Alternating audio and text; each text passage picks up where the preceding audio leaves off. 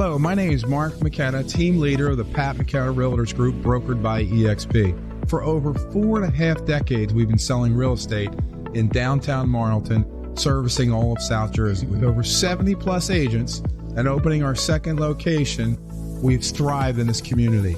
Our founders, Pat McKenna, my father, and Eleanor McKenna, who is still selling today with me. I've been selling real estate for the last 45 years with the same passion and enthusiasm. The thing that I love most of all is the amazing team we have today. By making sure our agents are trained, supported, and set up for success, we can ensure that our clients receive top quality service. 23 years later, with over 10,000 transactions under my belt, our files are always tight for our agents' closings. When working with Pat McKenna Realtors, you have access to a full-time staff that can address your specific needs throughout the home sale process. Here at Pat McKenna Realtors, we always talk about what's the most important part of our group, and it is our group.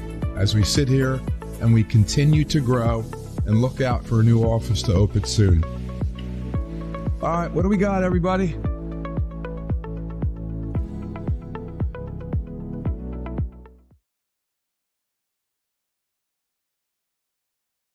The Ocean City Aquatic and Fitness Center is the perfect place for you and your family to stay healthy and fit.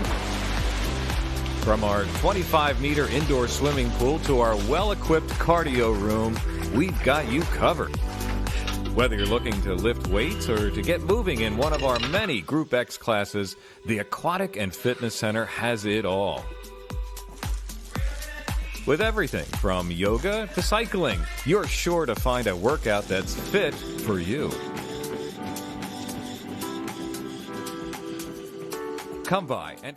Welcome to day 2, Battle at the Beach. Cherokee will kick this one off against Middletown South. Bounces down just inside the 20.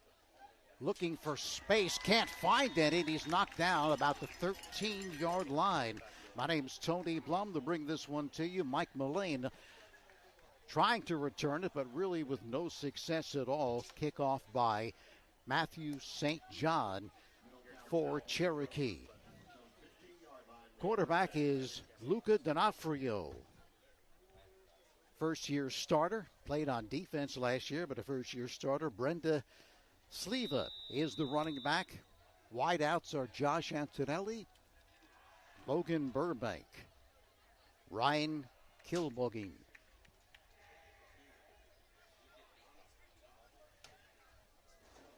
At the 15-yard line, quick toss to left side. It's picked off, and this is going to be a touchdown to start it off. Walker with the pick for 6.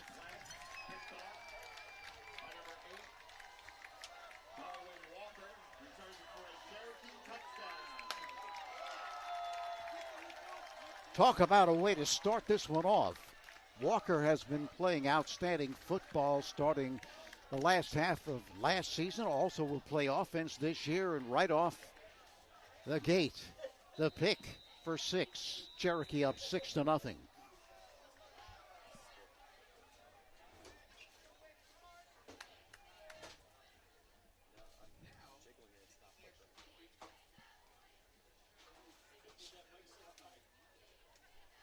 St. John will attempt filling some big shoes in Tommy Pagic.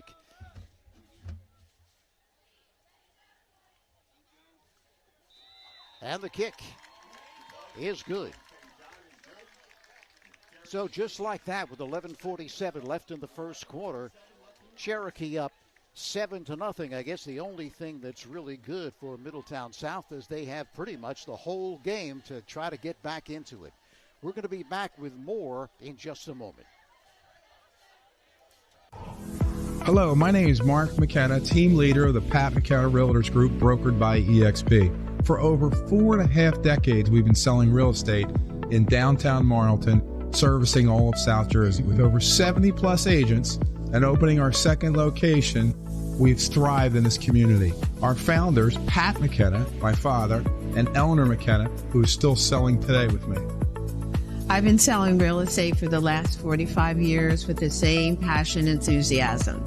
The thing that I love most of all is the amazing team we have today. By making sure our agents are trained, supported, and set up for success, we can ensure that our clients receive top quality service. 23 years later, with over 10,000 transactions under my belt, our files are always tight for our agents' closings. When working with Pat McKenna Realtors. St. John again kicking off. Coming down to Mullane at the 10-yard line. Starts to his right now. Back the other way. He's across the 25-yard line. And he stopped just across the 25 at the 26-yard line. So looking for a much better outcome here. Middletown South. The Eagles coming off a 5-5 season last year, but don't let that fool you. They have been an outstanding team over the years. Won 10 state championships. They won 43 games in a row back in the early 2000s. D'Onofrio with the snap, but there's a whistle before things can get underway, and that's a false start. A legal procedure going to be called against the Eagles, and they just have not been able to get things going here in the early going. First play from scrimmage, interception. Darwood Walker took it to the house, 7-0 with the extra point. And now they, on the second series, first play, it's illegal procedure. So first down and 15, the ball moved back to just outside the 20-yard line. D'Onofrio with the give off the right side. Picks up a couple. Kilcullen gets the call. Picks up 5 yards they give him, so that'll bring up a 2nd and 10.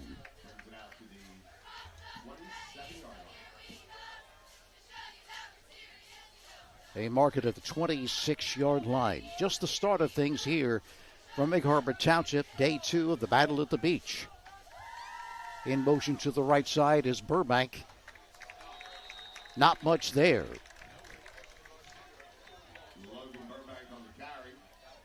Burbank gets the call on the jet sweep, but Cherokee right there, thrown for a couple-yard loss, and that's going to bring up a 3rd down and 12.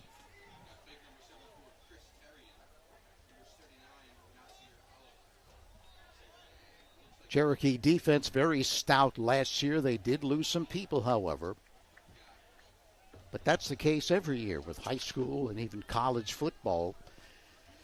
You're going to lose some outstanding players, and the key is, can you refill them, replace them with players who can do the job as well? That's when you have the type of teams that win year after year. 3rd down and 12. D'Onofrio sets, throws deep down the center of the field, and this one is intercepted. Breifogel with the pick. He's into Middletown South territory and finally is thrown out of bounds at the 35-yard line.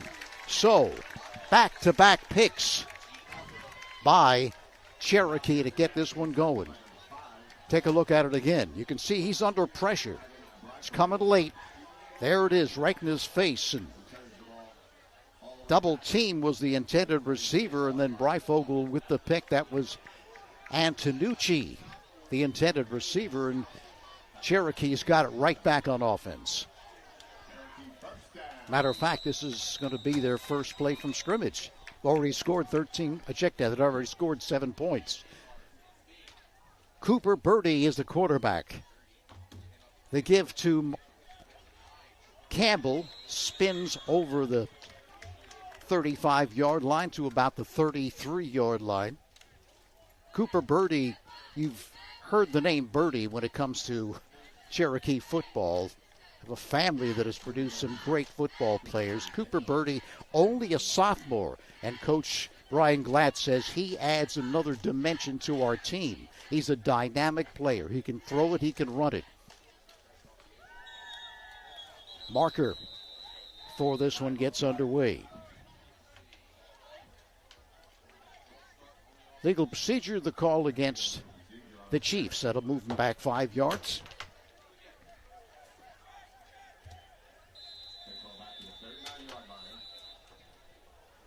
Cherokee last year, 9 up and 4 down. Made the playoffs, of course, did well. Trips to the right side for the Chiefs. Here's Birdie. Sets up, fires to the left side, but that one's batted down at the line of scrimmage. That's going to bring up third down. Last few quarterbacks for Cherokee have been 6'5" and 6'3", so this is a little departure from that, as Birdie, the sophomore, is 5'11". Right there, the pass knocked down at the line of scrimmage. Of course, he is a lefty. Third down now, and 12. Ball marked at the 39-yard line. They give to Campfield. Finds room off the right side. Campfield continues to barrel to the 31-yard line. It's going to still be short of the first down, but the likelihood is Cherokee is going to be going for it right here. It's going to be a fourth down. We'll call it 4 yards for the Chiefs.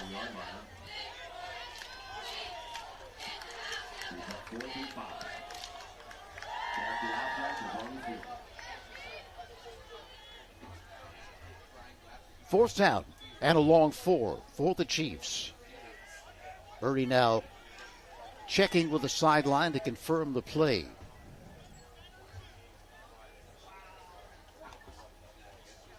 You're at Campfield again, the call. Campfield off the right side. Campfield still going inside the 15-yard line to the 14 or 13, and he is a load to bring down. I talked to Coach Glatz before this game, and he said that he has even more speed this year, goes nearly 200 pounds, so he's got the power and he's got the speed as well. Ball marked at the 13-yard line of Middletown South. Cherokee already up 7-0. Birdie off the play fake is going to be grabbed. No, he spins away, still going, and he's going to be tripped back at the 31-yard line. Huge loss. Great defensive play there.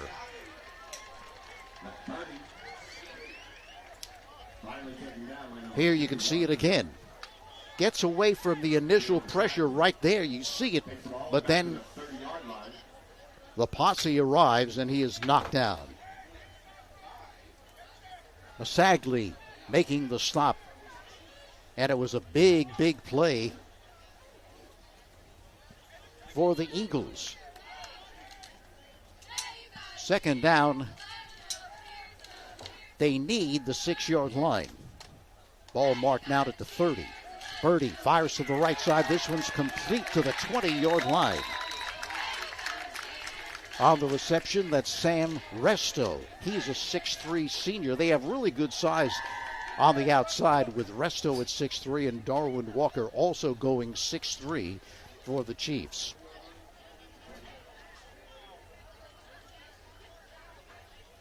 That's going to bring up a third down, but still a long way to go. Third down and 18 for the Chiefs. Up 7-0 on the interception. 4-6 by Walker. Birdie again going to check with the sideline. They come out in a trip to the right side and a double to the left side, so an empty backfield. And now timeout called. No, they are a delay of game, so that's going to cost them another 5 yards. So little bit of a discombobulation here on the offense for Cherokee. They got the touchdown on the interception for the pick six, but they have not been running a smooth offense thus far. Campfield has had a couple of big runs, but other than that, not really that good. But we'll see how they're going to play it right here. Birdie off the sideline along with Breifogel.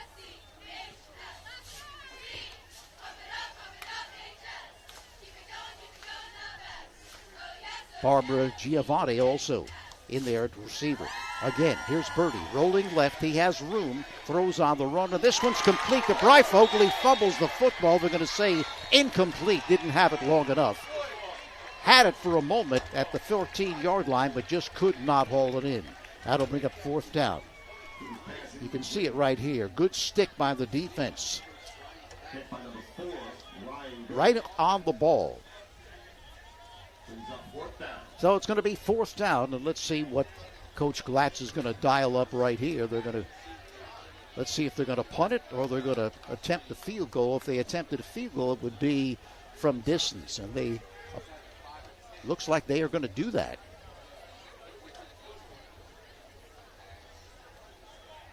Barbara Giovanni is going to hold. Going to be placed down at the 33-yard line, which makes it a 43-yard attempt. Angle is to the left. Here's the boot. High enough, and it is no good. Did not have the distance. So Cherokee comes up empty after driving the football in spurts, but unable to continue the drive. Too much long distance yardage for them to make on that particular trip downfield. So Middletown South will take over.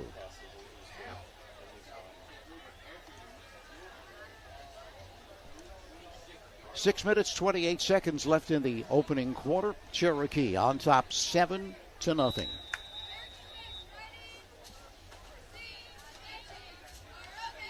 See if the Eagles can get something going on offense.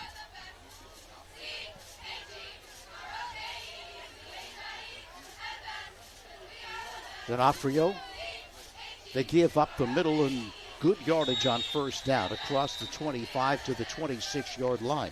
One thing about the Eagles, they returned 4 of their offensive linemen from last year, so they expect to have a solid offensive line. Pickup of 6 yards on 1st down. That's what you like to see if you're Middletown South. You want to get 5 or more yards on 1st down. Makes the call on 2nd and 3rd a lot easier. 2nd and a long 4.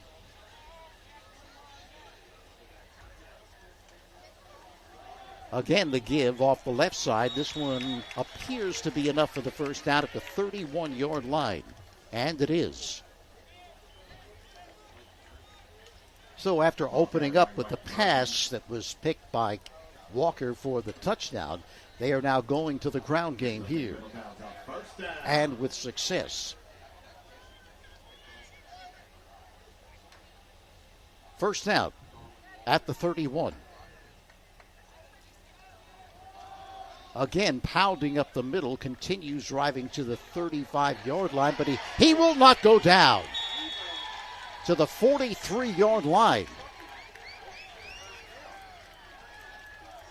Sleva on the carry, and that's another 1st down. Watch it here.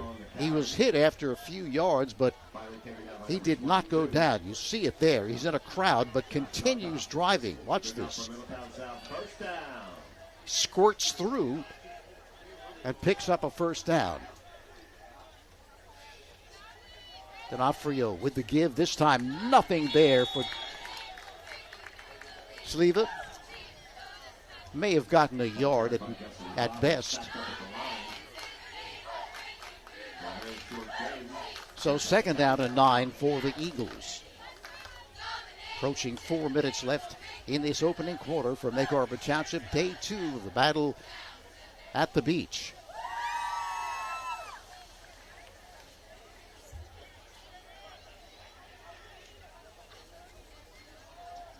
D'Onofrio giving off the left side. Not much there either.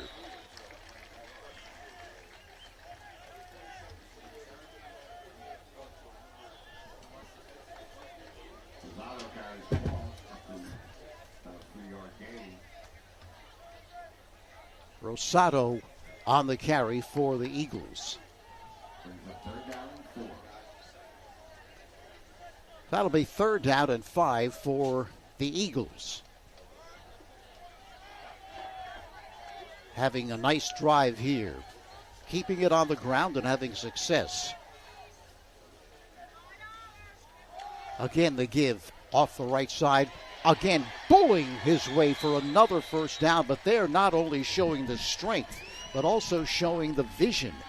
As the initial hole was cut off, he cut it to the outside, and he picked up the first down. See it here. See? Cuts to his right.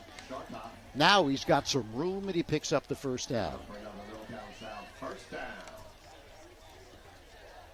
Ball marked inside the 45-yard line at the 44 of Cherokee.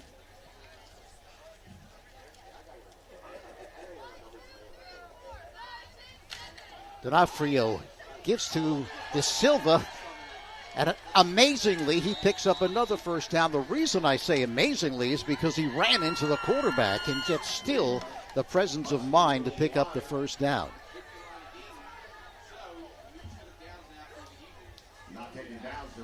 Another first down.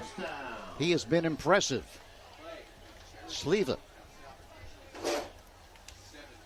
185-pound senior, but the first time he's played on offense has been basically a defensive player for the Eagles.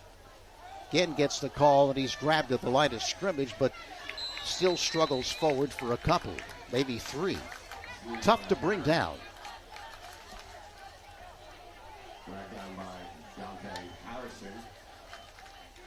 Pick up of, we'll call it 2. Second down and 8. Ball at the 30, we'll call it 32-yard line. 7-0 Cherokee on top.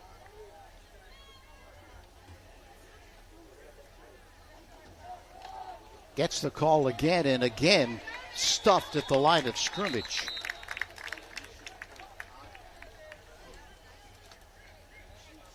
Jonte Truesdale there to make the stop, but he had help. No gain at all. It's going to be third down now at 8.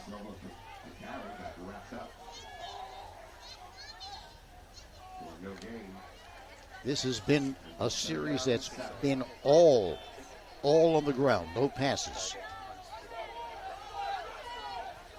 They might have to go to the air right here. They will. D'Onofrio being rushed, steps up, and he's going to be swallowed up.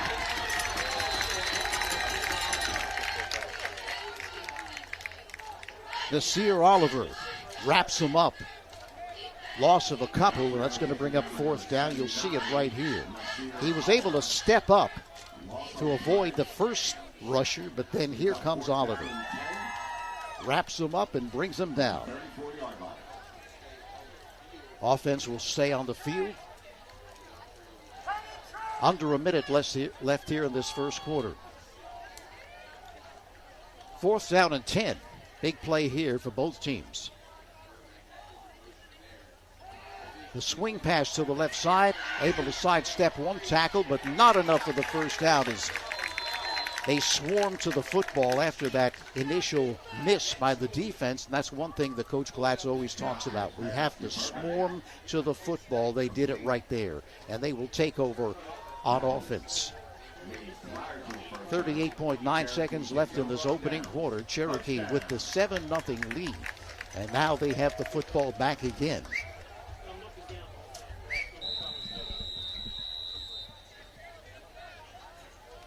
Cherokee has some young players on the defensive line that look to be very athletic and big.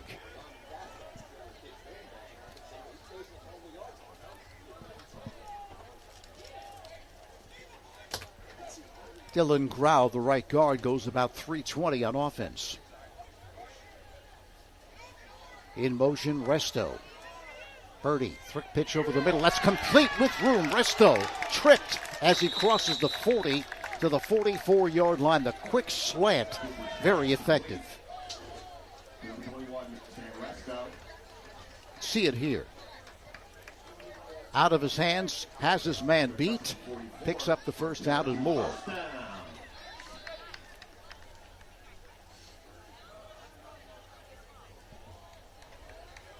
Just 16 seconds left. I don't think Cherokee is going to look to run another play here. That's going to be the end of the first quarter of play. Cherokee on top of Middletown South by the count of 7-0. We'll be back with the second quarter right after this.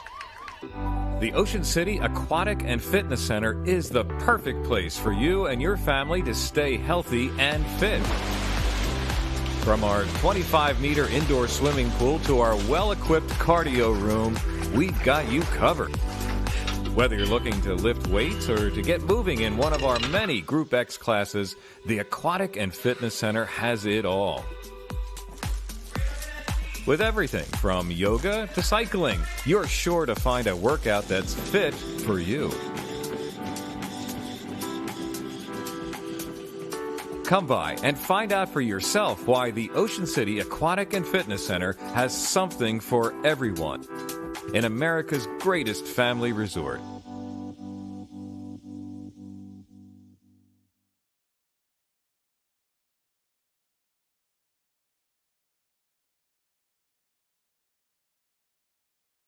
First down for Cherokee at their own 44-yard line with a 7-0 lead.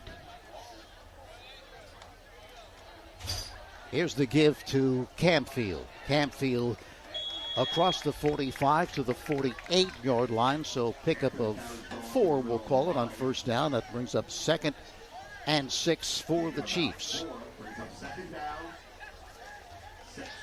Campfield coming off a 1,304-yard rushing season with 16 touchdowns, one of the top backs in the state of New Jersey. 2nd and 6 from the 48.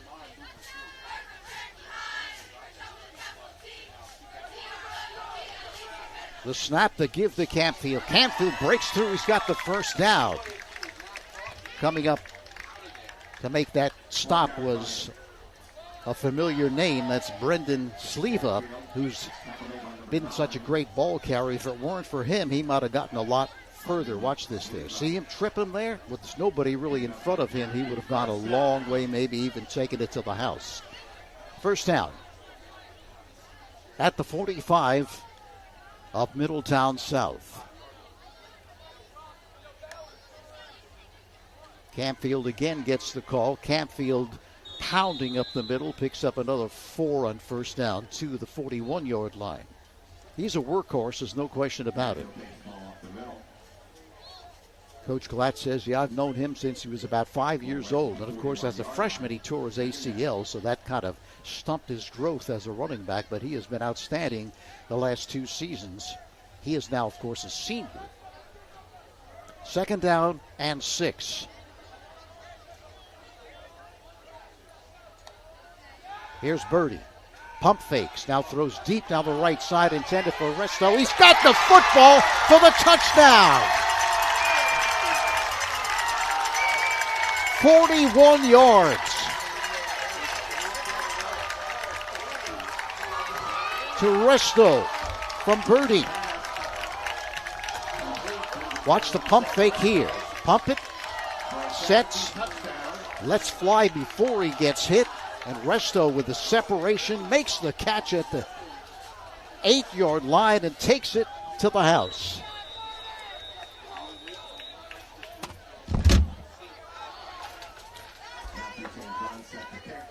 So St. John will look to tack on the extra point and make it 14-0.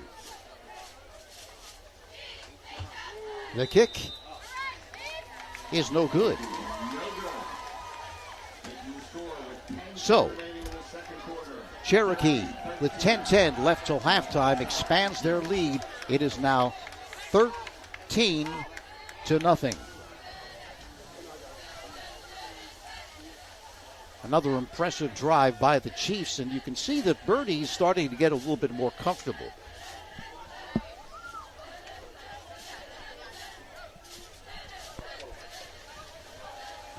(13-0) Cherokee.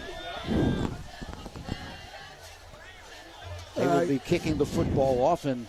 They have been outstanding on offense. Of course, the first play of the game helps you get a couple turnovers, right? First play of the game was Darwin Walker with a pick for a 15-yard pick six. They've had another interception by Breifogel, but the offense is starting to come alive as well as Birdie is showing his talents. Coach Glatz is very excited about him because he said he's really dynamic. Yeah, he is. And I spent the early part of this game. You can see I did my coach impression. It was nice to be down on the field to see, because I haven't really seen many of these guys play, in the preseason. So Coach Glatz was kind enough to let me do some of that stuff. But Birdie is a special talent, and we'll see as the season goes on. And even in this game, you'll see some of the things he can do. So St. John with a kick along the ground, and that is fallen on at the 38-yard line. So Middletown South has the football again, looking to get something going. They showed very good running game. Last time they've had it, they were pounding the football, especially Brandon Sleva, who's a 185-pound senior. He was really impressive. Well, you see what Cherokee tried to do right there. They tried to go for the juggler. They tried to go onside kick, catch them sleeping, but give them credit. They were ready for it. They got great field position here to start their possession. D'Onofrio, the quarterback, at the 39-yard line. Sleva again pounding off the right side, and he's very tough to bring down. He's 185 pounds, but he plays a lot bigger than that. If you just don't get 2 or 3 tacklers to bring him down, he's going to be a load to bring down on a one-on-one basis. And Cherokee takes a lot of pride up front. They don't like to get run on, that's for sure. And right now their defense is giving up some chunk yards, but they haven't given up any points, which is key. Of course, I want to introduce the voice you are hearing now. That's Bill Osborne, who's joined us. And the timeout is called on the field. We're going to get back to it in just a moment. Right now, we'll take this pause.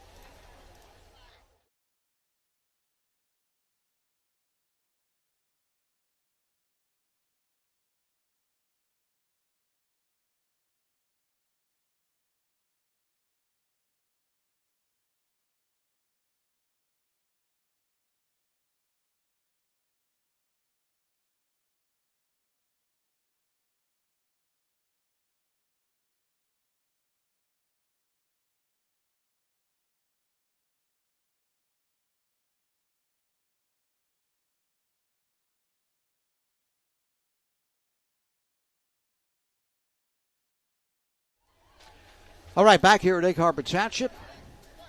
Day 2 of the Battle of the Beach. Coming up, we'll have some more games we'll tell you about right after this play. 2nd down and 7. Again, the give off the left side. Look at the strength of Sleva. He is a load to bring down and picks up another first down. He's very, very impressive. Yeah, he did a nice job of turning it up in there, too. If you saw that, that's a little read play that they try and get outside, or if they see what they did there, which is between the tackle end gap, they're able to turn it up in there. The end was wide open. The end was unblocked, but he has contained, so he's got to make sure he doesn't bounce outside. So he just did put his foot in the ground and got upfield and picked up another first down. Like I said earlier, he plays bigger than his size at 185. He looks like a 220, 30-pounder because when you hit him, he's falling forward. He's going to pick up an additional 2 or 3 yards. First down. Just short of the midfield line. D'Onofrio wanting to throw the football, now being rushed. Rolling to his right, just tossing it out of bounds, making the smart play there. Coming up later today, after our game, we're going to see Winslow Township and Montclair. And a big one tonight for this area is going to be Holy Spirit and Millville. 2 very highly rated teams. And of course, coming up tomorrow at noon, Rank-Hocus Valley against Pascack Valley. You'll hear it right here. Watch it, actually. 2nd down. This time, great penetration in the backfield. We've seen him make a play or two. His name is Jonte Truesdale. Haven't heard his name before because he had to wait his turn. And a lot of these players have had to wait their turn, but now it's their turn. Well, Tony, I'm going to go back to the play before since they hardly ever passed the football. And on that play right there, that set up this play because they tried to pass the ball on first down. A nice play call, but it was a quick game, and the outside receiver went 8 yards instead of 5, and the quarterback was looking for him, had nowhere to go, was flushed out, and that's up a second and long, and they're not comfortable in these third down and long situations, you can see right here. Here's a screen set up to Sleva. Has room. He's grabbed just short of the first down, able to fall forward. He's still going to be about a yard short. Yeah, not much. That was a great play call. When you see they're not into the passing game a lot, especially third and long. There's not many teams, I don't care what level you play. Third and long is third and long. It's difficult. So he did a great job. A nice middle screen, set up perfectly. Looked like they had space, but they weren't able to pick up the first down. Just short. Fourth down for the Eagles. And the sneak appears he has it based on where the officials are coming in, so it should be a first down for the Eagles. Tony, every time I see that play, I'm like, where was that when I was in high school? You basically had to get your own at that point, and you couldn't push forward. Now that, I don't know, they've been talking about doing away with it, but on that play right there, especially fourth or third and short like that, perfect opportunity to get behind your quarterback and push him forward, and almost like an extra blocker. Yeah, well, in the game yesterday, Bill, we saw that penalty called when Atlantic City was right at the goal line, at about the 1 foot line, and they called a push from behind. They didn't get in. So no. Yes, they did. You said it was a penalty, or they just didn't get in? No, it was a penalty. Wow. Yep. Again, Sleva off the right side. Well, Tony, we were just told here in the press box, I'll have to get his name, but that the tush push, or whatever you want to call it, is illegal in high school.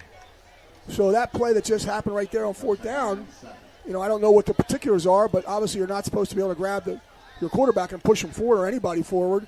And they got away with it and picked up the first down. So I guess you ain't cheating, you ain't trying. It was called yesterday. Right. That was a big play in the game. Oh, they probably didn't have to do the tush push, as they say, to get in. He was only at the 1 foot line. Again, up the middle, 2-3 yards. But again, you can see how he falls forward just about every time he carries the football. He's very, very impressive, very strong runner. Well, this is good strategy here. If you're Middletown South, this is what a lot of teams try and do against Cherokee, which is play defense on offense. And what I mean by that is they're trying to run the ball between the tackles, not do anything, trying to do anything special, which they did early in the game, and they got torched twice for it with 2 interceptions. However, you move the clock, but when you're down, eventually you got to try and get points and throw the ball in the air. But for right now, this is good strategy. Well, they have 4 of their 5 offensive linemen back, so not only do they have a good runner, and here he is again. Check that. That was Rosado off the left side, picks up the first down. But if you have 4 of your 5 offensive linemen back and you got some quality backs, that's what you want to do. Absolutely. And, Tony, football, crazy, been around a long time. My feeling is that if you're going to sneak up on somebody, if you want to try things, that first game is the game to do it, because you have the new players in, you have nobody knows, you didn't see any preseason. You get a little scrimmage, but usually people are very vanilla. So that first game, you can kind of throw some things out there, and the other team's not ready for it. First down. Ball at the 26-yard line of Cherokee. Here's Silva again. Had a big hole on the right side, but they closed very quickly. Knocked down at the 21-yard line, still picked up 5 yards. So if you can pick up 5 on first down, as you well know, that's a win. That's a win, Tony. You're right. And on that right side, you had, looks like the right tackle, Gio Masaglia. The tight end over there was Charlie Ponk, and the right guard, Alec Rayhill. And a lot of times with that center, if he's uncovered, they'll also pull him and try and get him up on that second level linebacker, or try and have him kick out. So great job up front blocking. Sleva right side, cuts up field. He appears like he has another first down. So Cherokee having trouble. It's close to the first down. Don't have to see where they mark it. But you see what they did there, Tony? They actually pulled the backside uncovered tackle. So, we never had that in high school. It was like just block in front of you. Nowadays, it's getting very much, you see, they are doing a lot of things up front, which we haven't seen in a long time, but these offensive linemen are doing a great job, and that really helps out the running game. The I formation. Off the left side, Sleva hit, but bounces off, picks up the first down. Well, the sophistication of the college game and the pro game is trickling its way down to the high school game. No doubt. Football, if anything in sports, is definitely a copycat league, or whatever you want to call it. They always say the NFL is a copycat league. Well, the game itself is a copycat game. It's always, your meetings, you're at staff, you're going off-season everybody goes and talks to people in the spring games and things like in the summer. And right there, that was just a straight-ahead power eye. Let's just get the first down. The fullback led up on whoever the first man that showed. I think at that time it was the linebacker. And the tailback just kind of goes off of him and your offensive line and picked up another first down. First down. In the red zone now. At the 16-yard line for the Eagles. Sleva again, this time nothing there. He may have picked up a yard, but good defenses. They strung that one out, and he just couldn't turn it upfield. That's a nice job on there. Daniel Cruz, the linebacker for Cherokee, did a terrific job. Well, that play seemed to be bottled up, and they were trying to get an extra blocker there. You see it here on the replay. They were pulling. They had the number 1 come in motion, which is Logan Barank, and he came from the left side trying to get up on somebody free, and the quarterback was like, I'm going behind you. The problem is Cruz got in there unblocked.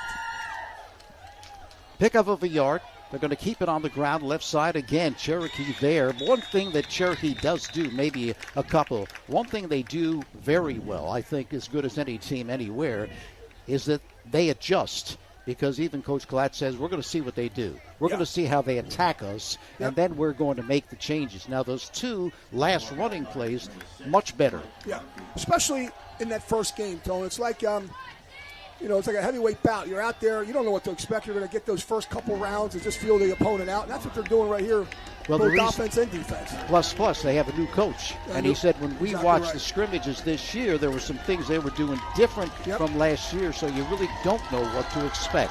And on the Cherokee side, you have an established staff, established program, established philosophy. I mean, you're just changing parts. Get down to the 2-minute. Take a timeout. Acre Mortgage will show you a faster way home. Since 2002, their mission at Acre Mortgage and Financial is to provide clients in the real estate community with a superior service. Acre Mortgage is committed to excellence by offering innovative and personalized financing solutions while maintaining the highest levels of integrity and transparency. Whether it's your first or third time buying a home, or if you just like to refinance, you'll find a loan program to suit your needs at Acre Mortgage and Financial. Find them at 70 East Main Street in Marlton, or phone them 856-810-1000. Well, 2:01 left here in this first half, Bill, and a big play coming up, a third down here for the Eagles. Really big play. With my sons no longer playing at Cherokee, I was kind of like having a little bit of Cherokee withdrawal here in the offseason. And then all of a sudden, I've got the game scheduled tomorrow, I think, with you. And had another game scheduled tonight, when I say another network. And Tom gave me a call and said, hey, I'm calling audible. We need somebody to come up there.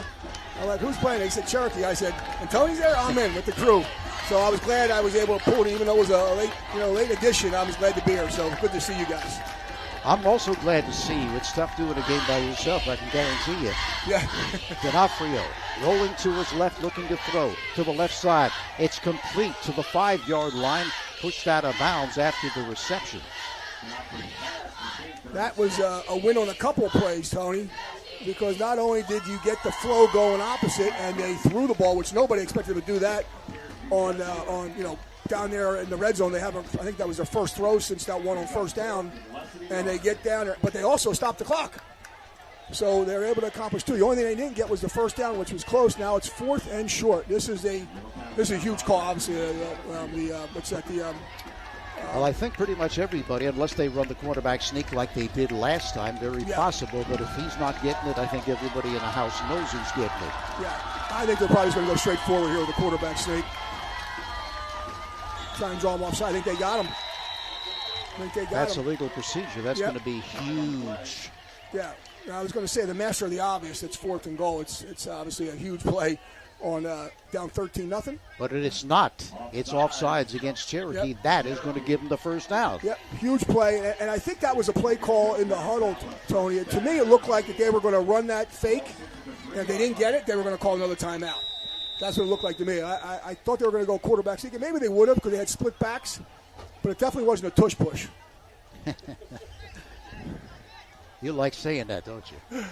Yeah, it's kind of get away with it a little bit there, right, Tony? I'd like to see that thing outlawed all levels. I know. It's There's just something against that. It's just unfootball. It's more Australian rules than anything. And now another marker. No way. They're going the other way. Now, how do you come out of the huddle and on first sound you get an offsides on you? No way. This time it's a legal procedure against the Eagles. If you're Ball Middletown, now moves back to the 7 or 8 yard line.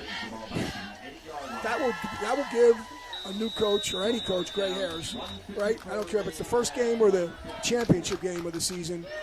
You just pick up the first down, you draw the other team off, and you go offsides on the first sound.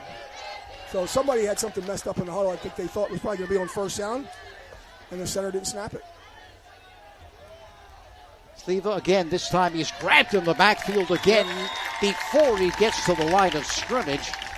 I'll tell you, number 94 on your program, that's Jonte Truesdale, has had a heck of a first game for the Chiefs.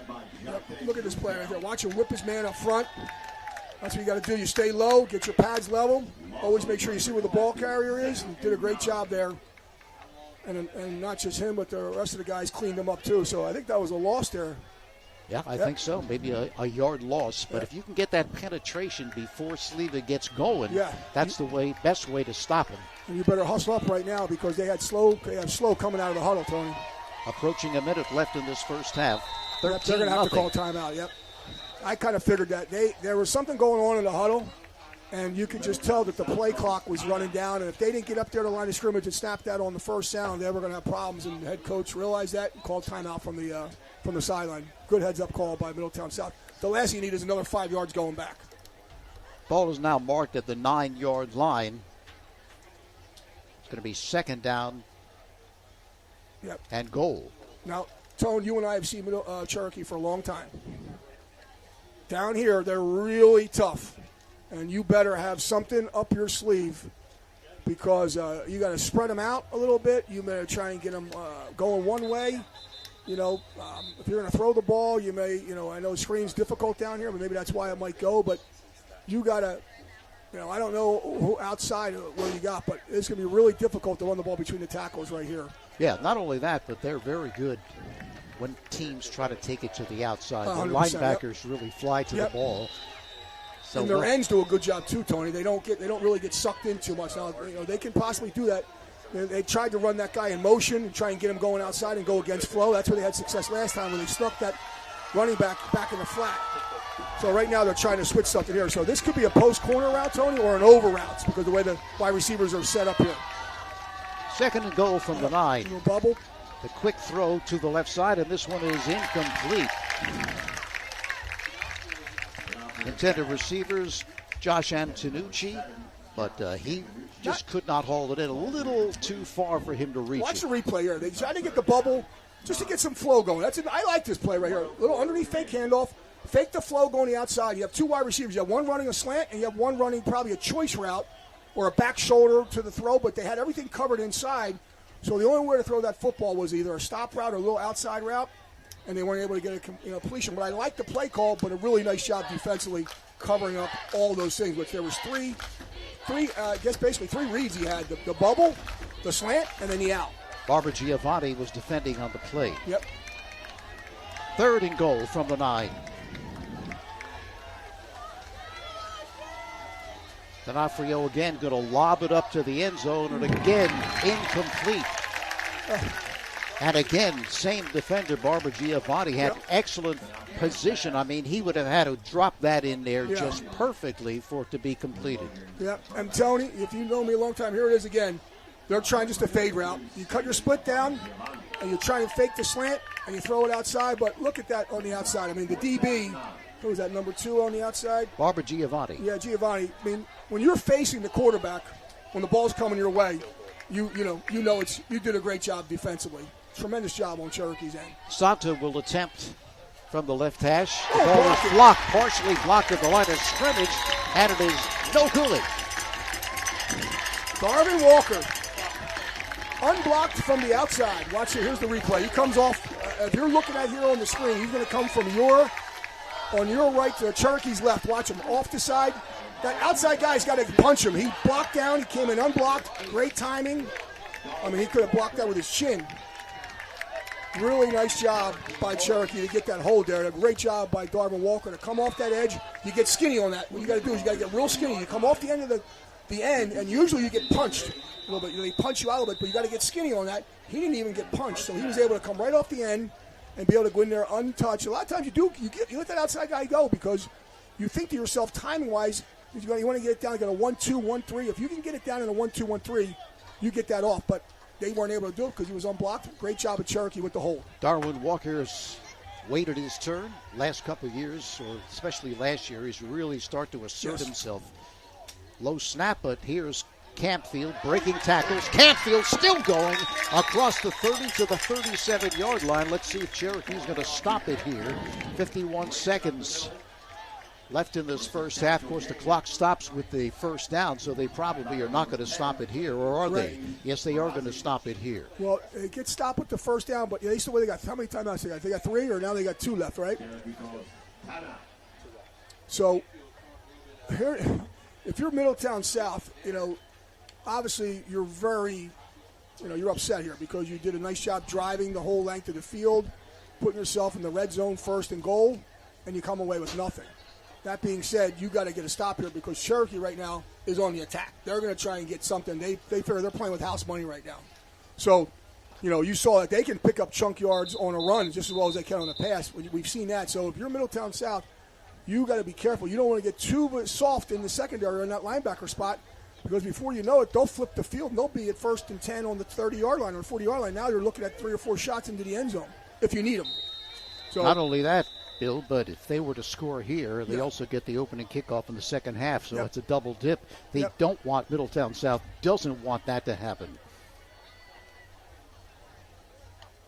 Birdie, Campfield bottled up, pickup of 2, maybe 3.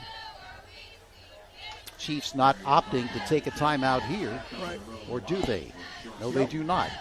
Middletown South was in a cover 2 that time, which was designed to stop the run, but Cherokee, they don't care. They'll run it against whatever defense you show them, but now it looks like more of a passing look here. They're certainly not on a rush. No, they're not. Again, Campfield. Campfield spins. Campfield struggling. Campfield picks up the first down, so that's going to stop the clock. But only 19 seconds left. I think their philosophy here, Bill, is they're saying, look, if we can make a big play, then we're going to really go for the score. If not, we get the second half kickoff. Exactly. So why risk it? Exactly. And, now that you get the ball up by the 50-yard line, now you can feel a little more comfortable. It's like a pitcher, Tony. When you're in the 7th inning and you're up 4-0 or 5-0 and you got a 2-0 count, you'll still throw a curveball, try and get, whatever. You don't want them to sit on a fastball.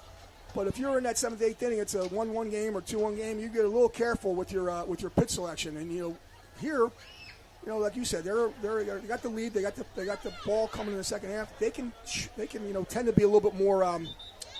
They can tend to take a little more chances right now because of where the ball is on the field, the score, and also the fact they get the ball and start the second half. That being said, they don't want to be careless, and next it's 13-7 either. Yeah, you're not going to do anything risky here. But if you give up a score here, it's a one-score game. You don't want that either. Exactly right. Anything can happen, especially the first game of the season. And Campfield can take it the distance on any play, so why not just give it to him? Yeah, they were in a passing look on that play, and they still got 8 yards. Birdie rolling, stepping up. Has a wide-open receiver at the 30. It's complete, looking to cut inside to the 23-yard line. Barbara Giovanni, he makes the reception, and he has really played an outstanding first half. Nice job of the offensive play call, and a real nice job. Look at the replay here. Now you got a left-handed throwing quarterback, so he's rolling to his right. So that's uncomfortable to begin with, or not uncomfortable. You know what I'm saying? They do a nice job of sealing that, and then Birdie just says, you know what? All right, I don't know what I've got going front side, but the back side, I know I got the wheel or a little stop route by the receiver.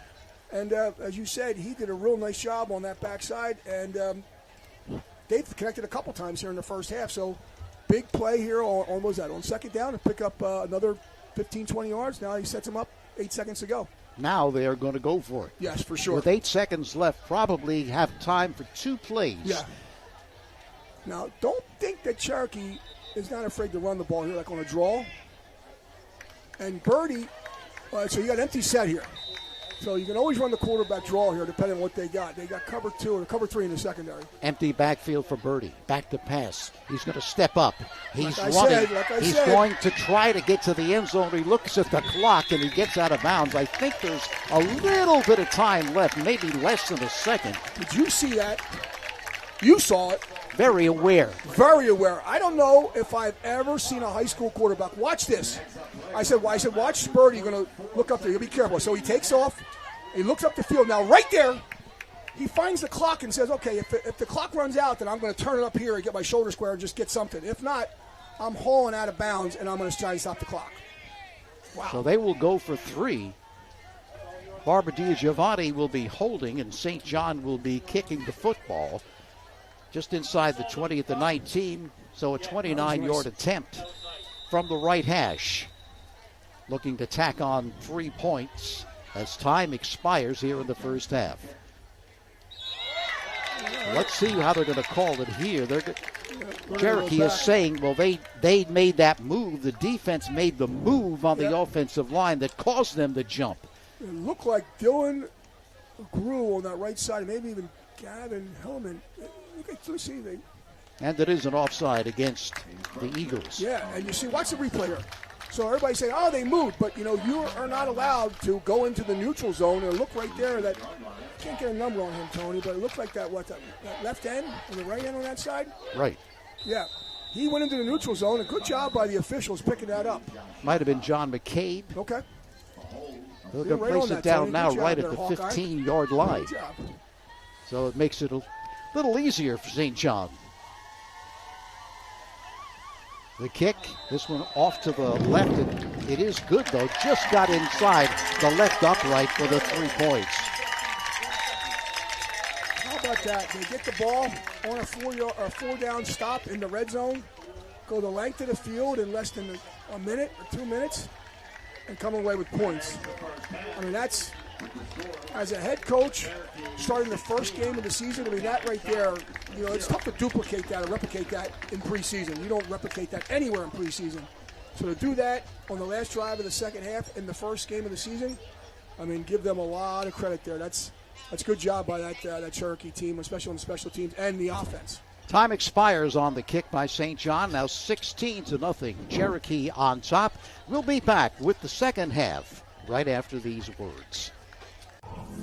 Hello, my name is Mark McKenna, team leader of the Pat McKenna Realtors Group, brokered by eXp. For over 4.5 decades, we've been selling real estate in downtown Marlton, servicing all of South Jersey. With over 70-plus agents and opening our second location, we've thrived in this community. Our founders, Pat McKenna, my father, and Eleanor McKenna, who is still selling today with me. I've been selling real estate for the last 45 years with the same passion and enthusiasm. The thing that I love most of all is the amazing team we have today. By making sure our agents are trained, supported, and set up for success, we can ensure that our clients receive top quality service. 23 years later, with over 10,000 transactions under my belt, our files are always tight for our agents' closings. When working with Pat McKenna Realtors, you have access to a full-time staff that can address your specific needs throughout the home sale process. Here at Pat McKenna Realtors, we always talk about what's the most important part of our group, and it is our group. As we sit here and we continue to grow and look out for a new office to open soon. All right, what do we got, everybody?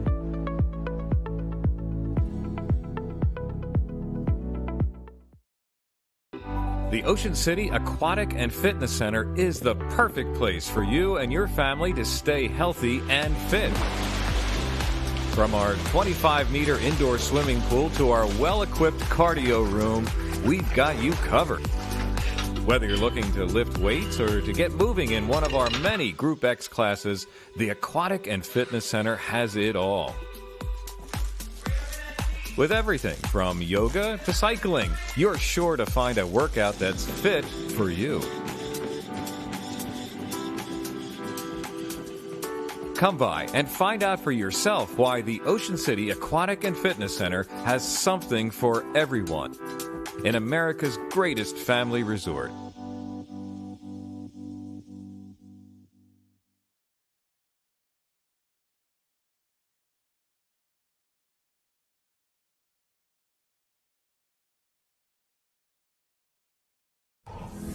Hello, my name is Mark McKenna, team leader of the Pat McKenna Realtors Group, brokered by EXP. For over 4.5 decades, we've been selling real estate in downtown Marlton, servicing all of South Jersey. With over 70 plus agents and opening our second location, we've thrived in this community. Our founders, Pat McKenna, my father, and Eleanor McKenna, who is still selling today with me.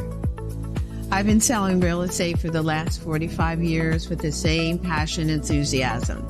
The thing that I love most of all is the amazing team we have today. By making sure our agents are trained, supported, and set up for success, we can ensure that our clients receive top quality service.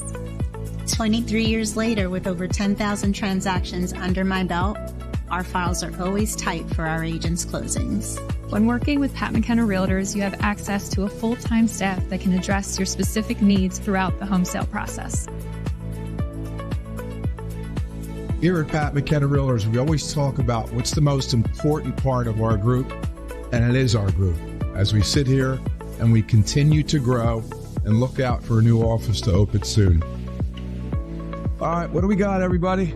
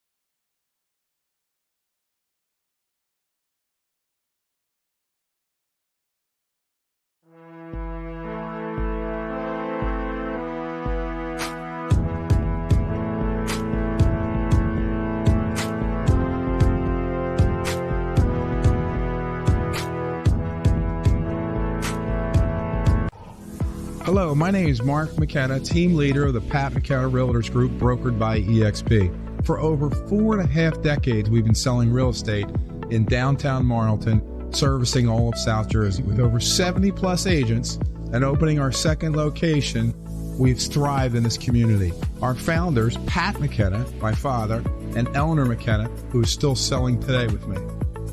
I've been selling real estate for the last 45 years with the same passion and enthusiasm.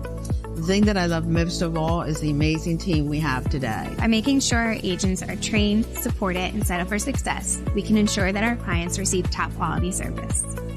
23 years later, with over 10,000 transactions under my belt, our files are always tight for our agents' closings.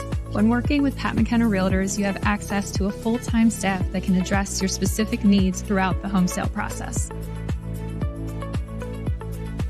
Here at Pat McKenna Realtors, we always talk about what's the most important part of our group, and it is our group. As we sit here and we continue to grow and look out for a new office to open soon.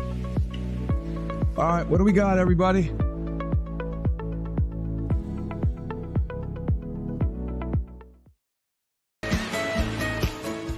Whoever you are, whatever you like, there's a place where memories become traditions. So this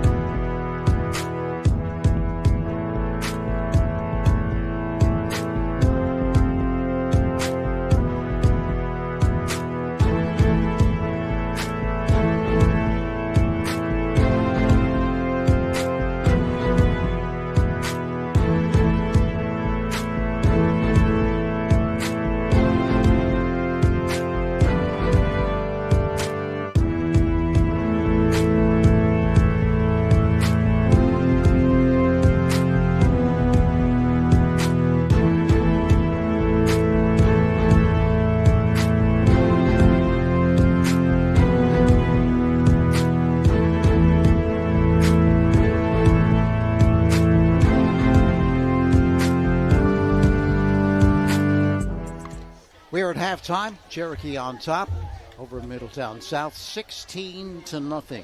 Live coverage of Cherokee High School football is made possible by the dedication of two individuals, Mark McKenna of McKenna Realty and Rick Brown of Acre Mortgage. These two individuals have a deep involvement with Cherokee football that has covered generations. They want to make sure that the student athletes on the team and their coaches get the opportunity to have as many people as possible see their hard work pay off. A special thanks to Mark McKenna and Rick Brown for their efforts to make sure live coverage of the Cherokee Chiefs is available to all. We are at halftime, 16-0 Cherokee on top. They will receive the second half kickoff. Cherokee, of course, scoring on the first play from scrimmage, but not offensively. They picked off a pass by the Eagles. Darwin Walker from 15 yards took it to the house, and that started the scoring for the Chiefs. Murad Campfield and Brendan Markovsky back to receive it. The kick very short.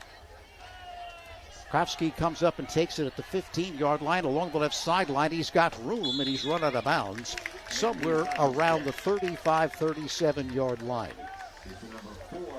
So good return by Markovsky, and the Chiefs will go to work. See where they're going to place it down. Appears they're going to place it down at the 36-yard line. It leads 16-0. Got a 22-yard field goal as time expired by St. John. That came on the heels of a long pass play to Barbara Giovanni for the Chiefs. Cooper Birdie has had an outstanding first half. Got off to a slow start, but now in the late of the first half of play, really showing what he can do. The left-hander, just a sophomore.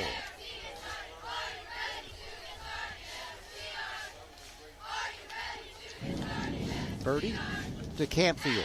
Campfield to the right side. Minimal gain. May have gotten a yard. That's about all.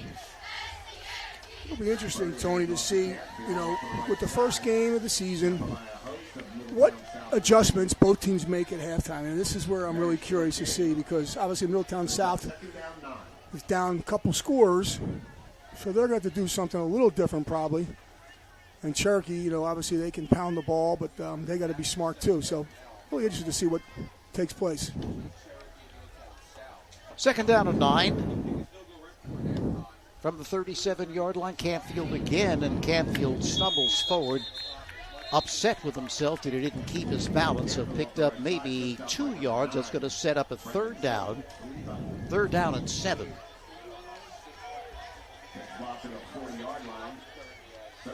Birdie to the sideline to get a face-to-face with the coaches, getting the play in.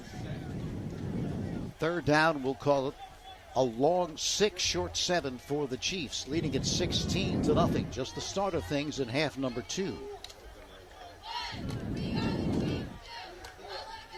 Harrison in motion to the right side. Here's Birdie rolling left, has room, throws on the run, and it's complete. Running out of bounds after the reception was Dante Harrison for the first. Real nice job there. Let's see if we see that on the replay here. Little waggle play. Fake underneath. Whirly Bird going to his left to his strong side. Get his shoulder square. Attack the line of scrimmage. Nice job there. A little pitch and catch. You can see Birdie can do that. He throws it on the run. Doesn't have to be set up there. That's a weapon if you can do that as a quarterback on the outside. Harrison was the motion man and caught that from the backfield. Here's Campfield. Campfield with another first down inside the 40 to the 39. They're going to mark it right down at the 40-yard line. Go off the right side behind the big fellows over there. I'm trying to see what who they have over there, because they're so big up front. Chris Terrian, that name sounds familiar for all you Flyer fans here. I got a funny story which I'll tell you. His first taste of football was playing flag football with me and Trent. I'll tell you about that. Here's Canfield again. Grabbed after a minimal gain, couple yards. The floor is yours. Well, you see him right there, the big fellow, number 74. And obviously everybody knows his father played for the Flyers. So I got a call saying, hey, get this flag football going to Marlton. So I said, okay. So I went away. I said, I don't want to be the head coach. I come back. Somehow I'm the head coach. And they picked the team for me. So I had Trent, my son, and then I had some guys I never knew. And Chris was one of them. And none of the guys played football. But as it turned out, Chris was an athlete, and along with some other guys on the team, and we ended up having a great season, won the championship that year, and he ended up being one of the stars of the team. But that was the first time he ever played football. His dad, we had a great time. Birdie going deep. Oh! Darwin Walker for the touchdown. 38-yard strike to Darwin Walker right there, using his size, but off the deflection, able to bring it in. Look at this play-action pass. Birdie's got him. Look at him going down the field. He stays with it. The defender, it looks like that was number 23 for he's playing safety out there. It looks like that was Mike Mullane. Did a nice job getting his hand up there, but not good enough because the ball popped up there, and in stride, Darwin Walker just kept it. Great concentration, and what I like there, not only did he catch the ball off the deflection, which as a former receiver, you got to love that, but then he did a little finger roll at the time. I probably shouldn't talk about that because that's going to encourage things, but then a little finger roll at the top of the goalpost for 6. The value of the tip drill. Yes, that's exactly right. You do that in practice every day, Tony. That's a really good point. As a receiver, but you also do that as a DB. St. John with the kick. And it is good. So, Cherokee extends the lead, now leading it 23-0. But the crazy thing about that, Tony, is that was a 2-man route. Hello, my name is Mark McKenna, team leader of the Pat McKenna Realtors Group, brokered by EXP. For over 4.5 decades, we've been selling real estate in downtown Marlton, servicing all of South Jersey. With over 70-plus agents and opening our second location, we've thrived in this community. Our founders, Pat McKenna, my father, and Eleanor McKenna, who is still selling today with me. I've been selling real estate for the last 45 years with the same passion and enthusiasm. The thing that I love most of all is the amazing team we have today. By making sure our agents are trained, supported, and set up for success, we can ensure that our clients receive top quality service. 23 years later, with over 10,000 transactions under my belt, our files are always tight for our agents' closings. When working with Pat McKenna Realtors, you have access to a full-time staff that can address your specific needs throughout the home sale process.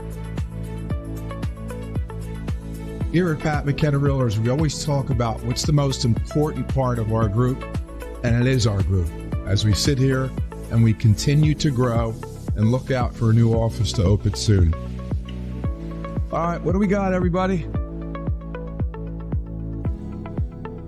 St. John with a kickoff.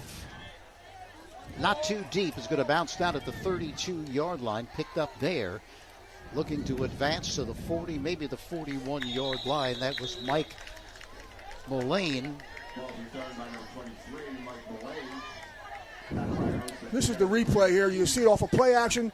They're pounding the ball up front, and then they get a little play action. They're able to suck the defenders in, and you see that's a 2-man route. That's what you call a post and a flat. You have a post route, and you have an underneath route running a dig route, and you just read the safety. That time there was 3 guys back there, but Walker did a nice job getting behind the secondary. And, of course, we can see what our buddy, the quarterback, the left-handed quarterback right there, he does such a tremendous job, and you got to like the fact that where he's coming as a sophomore. And Caden Birdie just is a threat, and he's so young.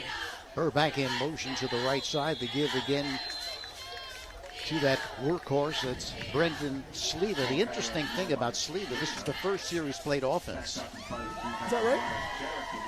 I guess they wasted those other years because this is as good as he's been here for the Eagles.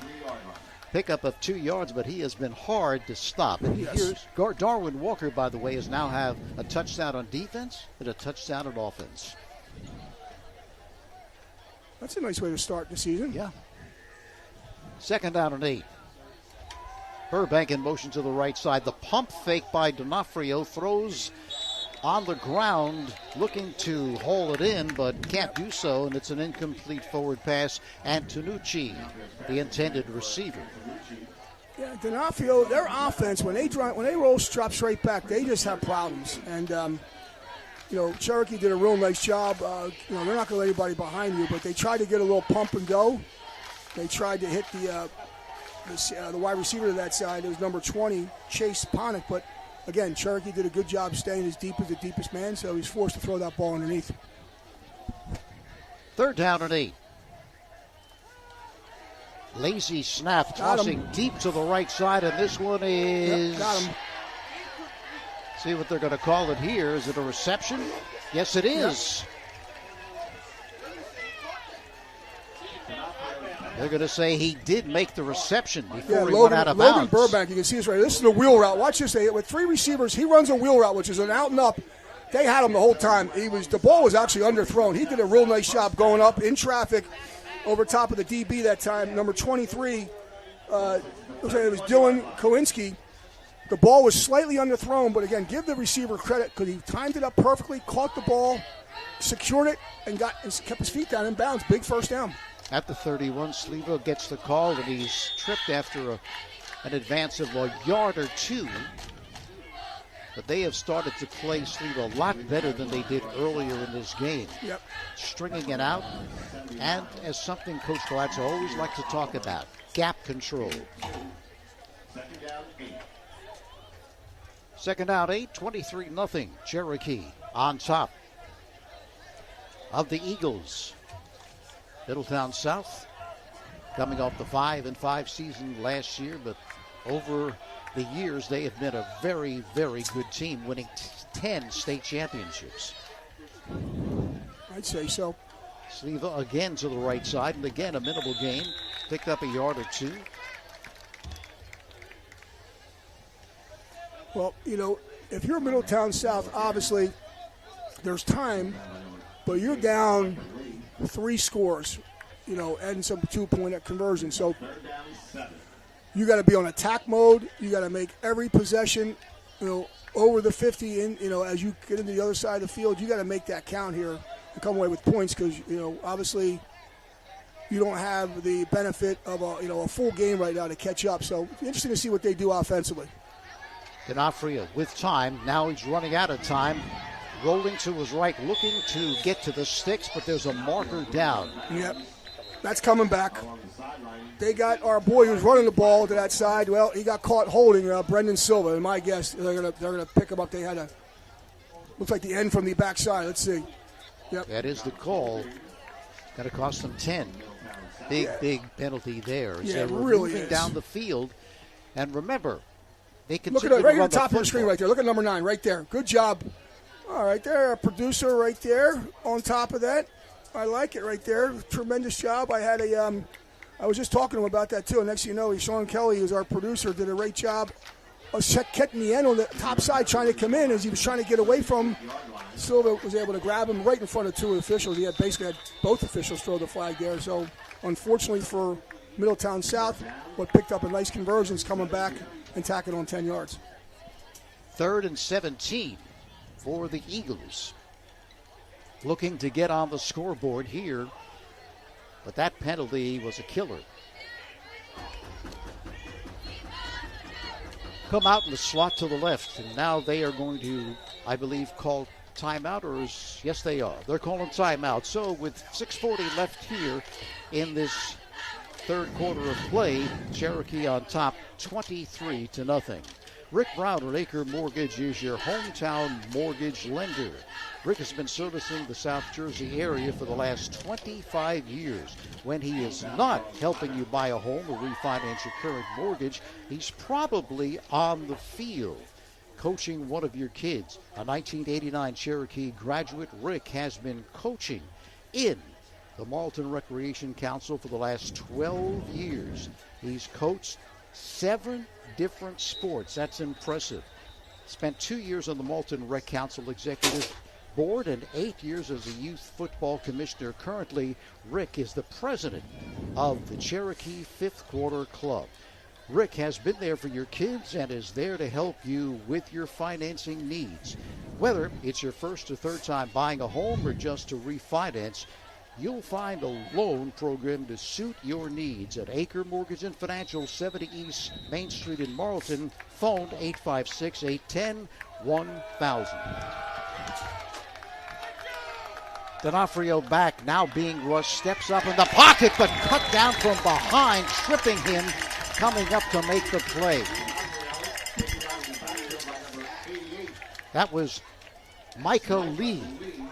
Here it is on the replay. One receiver trying to pick up. There's Sylvia trying to pick up the front side, and it looks like the tackle to that side was not able to contain number 88, or the guard to that side. Tremendous job of the one-on-one rush, and a little bit of a bull rush, then comes off. And Micah Lee with a big sack on third down. I mean, that's a big play on third down. Breyfogle is back to receive it. Andrew Santa to boot it. Does get it away, but pressure to the right side. It's going to bound down at about the 20-yard line and then scoot out of bounds. So Cherokee will take over at their own 15-yard line, leading it 23-0. Of course, as we mentioned, their running football team are the Eagles, and when they run and run and run, the clock continues to run and run and run. So it's more difficult for a team that relies on the run to come back from a 23-0 lead than a team that's more diversified and can throw the football and make the big comeback. You're exactly right, Tony. They're going to do some things here on defense, too. They're going to start taking some chances, and you're playing right into Cherokee's, that's right into their web. That's what they do. And you got a chance right there on 1st and 10. You got over top, you're inside the 35-yard line. And you had a nice big play by your quarterback, makes a play and get called for holding. And next you know, instead of a first down, now you're third and long. And it's just really difficult to convert normally against Cherokee. Birdie, the give to Campfield, bulling his way across the 15 to the 16-yard line. Runs much the same way as Sleva. Yep. When he's hit, he falls forward. Well, I talked to Coach, went up there and just said hello to him there at halftime. And, they just, he's funny, too, because first he starts asking about Trent and Billy, and next thing you know, it's like they just do what they do. They just reload. And you can see them right there at halftime. They're locked and loaded, and, basically, they do what they do. So, they're not going to get too much away from it. But the quarterback right now, Birdie, does give you another element that they haven't had there in a while. Harrison in motion. Birdie. Campfield struggling across the 25 to the 26-yard line, so that should bring up a third and short, third down and 3 for the Chiefs. And, of course, they can do the same thing, run the football, but they want to work the clock, whereas the Eagles do not. And see, you'll see Birdie comes in the sideline. So now, if you're Cherokee, you're doing a couple things here. You're obviously trying to run the football, but you're also working that play clock. You don't want to snap the ball unless that play clock is down under 5, 6, 7 seconds. Harrison again peels to the right side. Campfield stopped at the line of scrimmage looking to spin away, but this time he is surrounded and cannot. Got back to the line of scrimmage, that is all. So Cherokee, more likely than not, going to punt the football, and they are. Yeah, they'll punt it away here, take their time. And, of course, this year their punter is a guy named Cooper Birdie. Yeah. So. And I think I called him Caden before. That's one of his. That's his other brother. That's his older brother. Yes. One of his older brothers. Cameron Birdie. Yep. Yeah, he was terrific. Yep. And so was Caden. Yep. Who played with my son Billy. Absolutely. They had probably one of the best teams nobody saw that senior year of those guys when they were. They lost 2 games by a total of 4 points. Pretty good athletic family, wouldn't you say? I'd say so. Dad's pretty good, too. Don't tell him I said that. He's going to know he's listening. But, yeah, he was probably the best. Well, one of the best. He had a great career, too, in college. Off the side of his foot, Birdie very disappointed with himself. See him looking down on the field. But these things happen. Yes, they do. And now if you're Middletown South, you got to take advantage of this. I mean, I wouldn't be – I mean, if I'm them right here, I may take a shot on first down. I mean, what do you got to lose? I mean, you still got plenty of time, but, the thing is they have tried this a couple times and throw a couple wrinkles there. The only thing that they really were able to get successfully off these wrinkles is that middle screen and that little wheel route. The quarterback just doesn't seem to have the arm or what have you when he does set and throw the ball. It doesn't come out like you like to see it, but he's young. He's just a junior, the first time playing the quarterback position off the left side. The carry is Justin Rosato. Picks up 2. Short 2.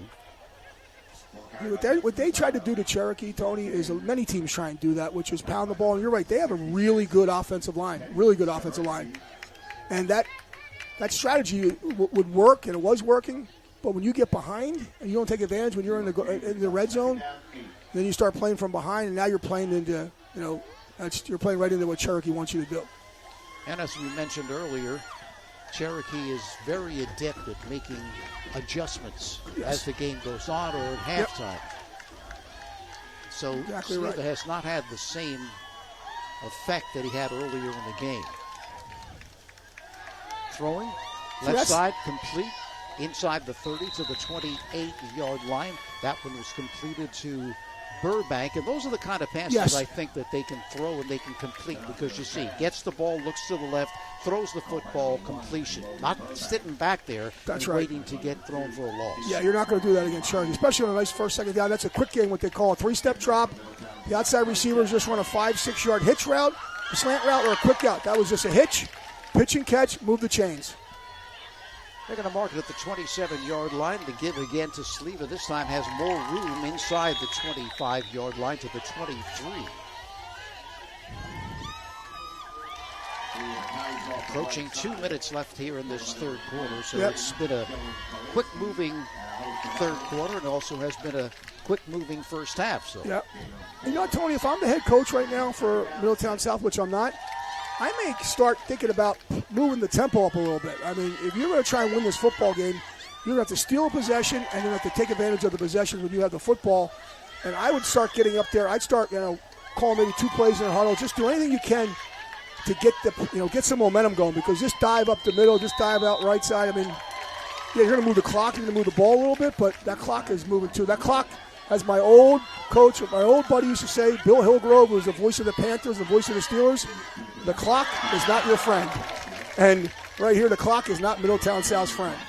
As you get deeper into the game, you're playing against two things. Number one, you're playing against Cherokee's defense, and then, of course, you're also playing against the clock. But they're just sticking to their game plan right here, Bill. They're not going to panic. They're going to say, hey, we're going to run the football. That's what we do best. We have to throw it, we'll throw it. Third down and 4. D'Onofrio, he's being rushed. Again, the screen, but the great defense played by Cherokee, but there is a tackle miss, but now there was also a marker. See how they're going to rule this one. My guess is maybe somebody was downfield. They may be an illegal man downfield or that, or somebody held at the point of attack, but either way, I think it's going to go against Middletown South. Well, the officials are having a confab there inside the 20 to determine what exactly happened here. Legal man downfield. And holding, both of them. So they're going to take the holding, I'm sure. A lot of times that happens when you're young here at the screen, because you got to come off the ball and you got to have a 2 or 3 count. So the illegal man downfield is declined. They'll accept the holding penalty, and again, a big, big penalty against the Eagles when they are sustaining a drive here. Got great starting field position. They picked up a first down, and now they're moved back outside the 30-yard line to the 31. Yeah, and the play was there. They did a nice play design. The outside receivers ran off, had the DBs and safeties flip and run, so they had their backs to the play. So nice design. They just couldn't execute. 3rd and 13. This could be the last play of the third quarter. There's the wheel again. D'Onofrio. He's got him.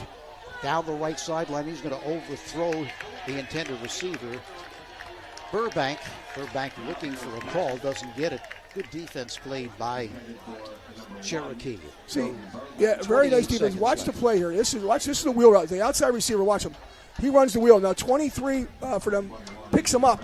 And what you do there, they're calling that there was a penalty, but he did look back for the football a little bit. But if you're the DB, when you see a wheel route like there, you squeeze the wide receiver to the sideline. That sideline is actually an extra defensive back, and they did a nice job on that time. That was Dylan Kalinske. Did a great job. Maybe got away with a little bit of body, but he squeezed him perfectly, and the ball went out of bounds. 4th down and 13 now. Big rush, again the screen. It's intercepted by a defensive lineman. You know he's loving that. Making the pick. You're talking about the tip drill. Looked like Teddy Skaversky, number 66, tipped the ball. Watch it right here, Tom. They did a little, look at it, a 4-man rush, but a player came in untouched. And, Nasir Oliver with the pick. Nasir Oliver with the pick. But, Tony, Teddy Skaversky came in unblocked right there. Real nice job, the junior. Defensive lineman came in. And, Tone, number 74 for Middletown South, I don't know if he got mixed up on the play call, but he didn't block anybody. Mike Harris, the offensive lineman, the guard, let Skaversky, I think, go right around him. Lots of awareness there, too, because Oliver, here's Campfield with a call. Campfield picks up 8 yards, but you've got to figure they were letting the defensive lineman in because it was a screen.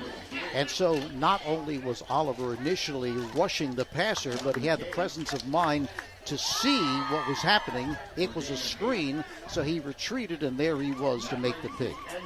At the end of the 3rd quarter, 23-0, Cherokee on top. We'll be back with the 4th right after this.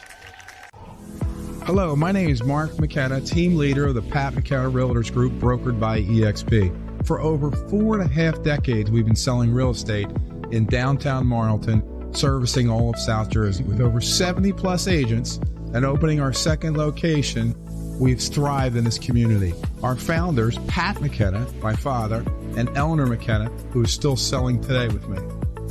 I've been selling real estate for the last 45 years with the same passion and enthusiasm. The thing that I love most of all is the amazing team we have today. By making sure our agents are trained, supported, and set up for success, we can ensure that our clients receive top quality service. 23 years later, with over 10,000 transactions under my belt, our files are always tight for our agents' closings. When working with Pat McKenna Realtors, you have access to a full-time staff that can address your specific needs throughout the home sale process. Here at Pat McKenna Realtors, we always talk about what's the most important part of our group, and it is our group. As we sit here and we continue to grow and look out. We go to the 4th quarter. Cherokee, a commanding 23-0 lead. They have the football at their own 37-yard line with a 2nd down and a yard. Campfield gets the call. Don't think he got to the line of scrimmage as he stumbled and his knee touched down. So it's going to bring up a 3rd down and a yard. 3rd down and a yard for the Chiefs. We haven't seen them run the quarterback sneak, and as you remember last year, they ran that quarterback sneak as well as any team I've ever seen. They would not only get the yard, but they get multiple yards. And here is Birdie looking to struggle forward, and he does so, getting the 1st down, now being pushed back. Well, I don't know, Tony, if you remember that when my oldest son, Billy, was the quarterback, they were running that quarterback sneak, and we played, it was a playoff game, and if I'm not mistaken, he ran the quarterback sneak. It was almost like it was a play. And he got, I think he was averaging like 7 or 8 yards just on the quarterback sneak, and I think he got like 33 yards inside to the 5-yard line. And, that's a weapon when you can do that, because you have teams that really, don't know what to do with that. You got an extra runner up there, an extra blocker because the quarterback's running. So Cherokee does a tremendous job. Harrison again in motion to the right side. Campfield off the right side. Campfield picks up 2 or 3. So again, you can see what Cherokee is doing here. They're going to run the football. Yeah. That's what they're going to do. Especially now. 23-0. There's no reason to do anything else. They just want to work the clock.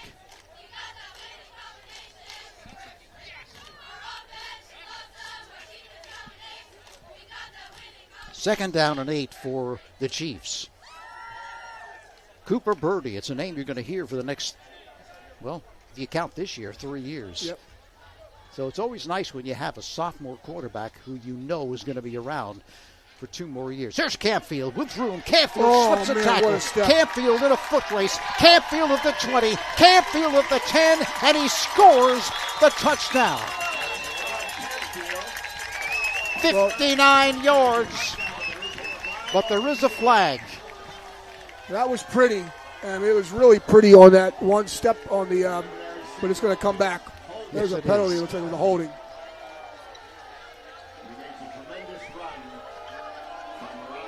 Look at this right here. Look at this. Look at this right there. Look at that cut. I mean, you talking about an Olay and then just diving at his feet. That's just breakaway speed. So you saw about 3 or 4. You saw vision.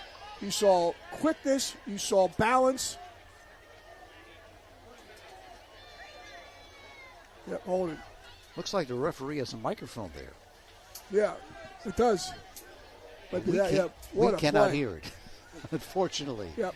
But the ball's moved back just outside the 40-yard line at the 41-yard line. I didn't catch who that holding was on, but. Second down.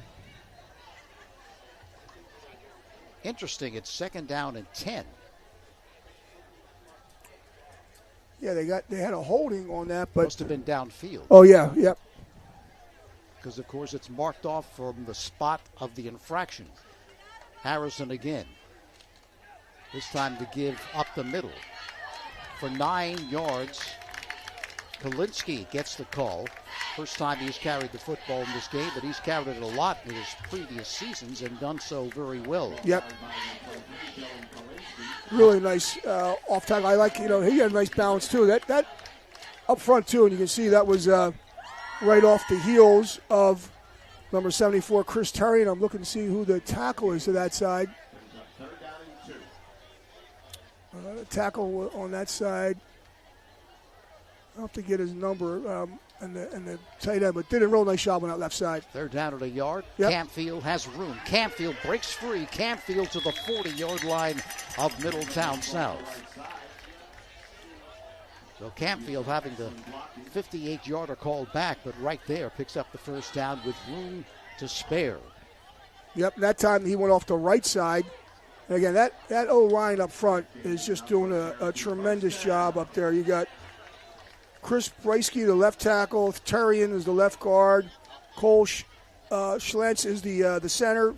Dylan Grew is the right guard, and Gavin Hellingman is the right tackle. And those are getting pushed every play.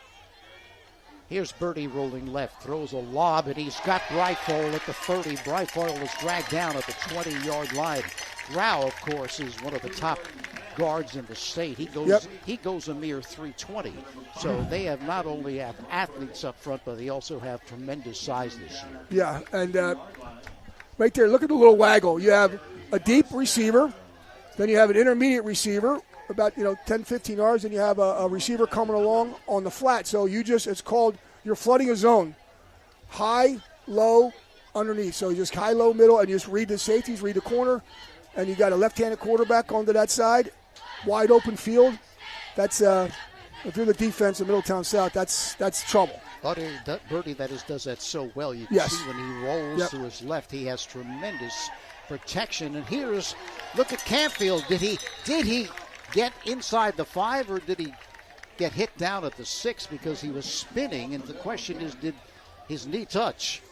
Yep, looks like his knee was down at about the 7. Nonetheless, it's first and goal. Yeah.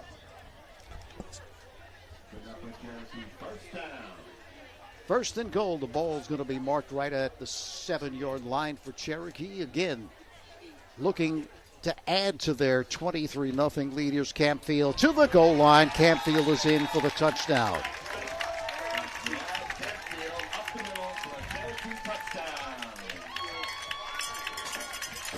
Right off tackle, Tone.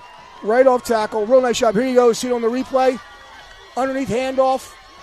Got to protect the quarterback if he's going to run it, but they get some movement up front, and he goes in untouched. I mean, untouched for the 7-yard touchdown. Good movement up front by that entire front 5. That's so a good play scheme.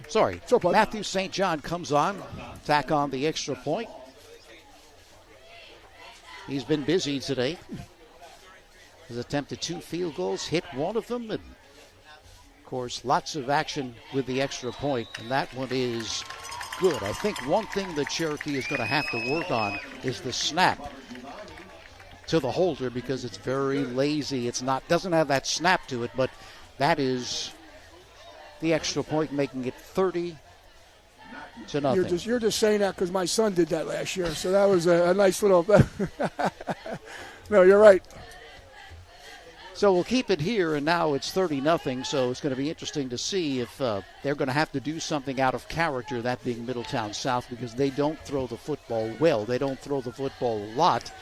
So the question is, are they going to go to the air here, trailing by 30 points? Yeah, well, believe it or not, almost this is a win for Middletown South, because a lot of times, Cherokee's opponents, the clock is running in this third quarter because they're up 35-0. As you can see, they don't, this is a good matchup for them, especially for the first game of the season. But Middletown South with a new coach, they're trying to do everything they can. But you're right, Tony. They're going to have to do something different here. There's only 7 minutes to go, but I said that with 7 minutes to go in the third quarter, they're going to have to do something different and maybe get, a little bit of hurry up drill.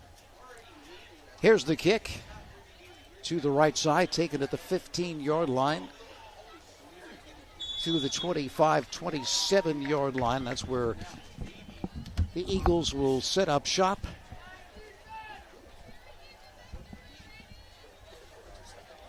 Mike Mullaney with a return for the Eagles.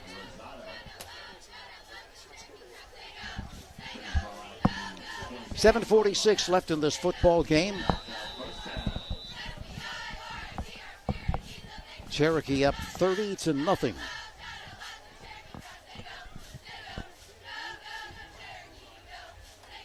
D'Onofrio at the helm.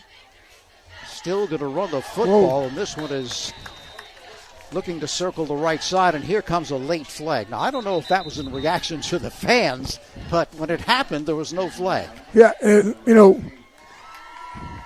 looked like they just threw the ball. I mean, they threw the flag because they threw the player down. Let's see what happened. Oh, it was a horse collar. Yep, horse collar. So that's going to cost Cherokee 15 yards. I mean, the Eagles players were looking at the referee saying, aren't you going to throw the flag? And they eventually did. But it didn't happen right at the time of the tackle. That's the thing. Nonetheless, 15-yard walk-off against the Chiefs. The ball is going to be moved to the 43-yard line. Of course, one thing they would like to do here, the Eagles, they would like to get on the board. Of course.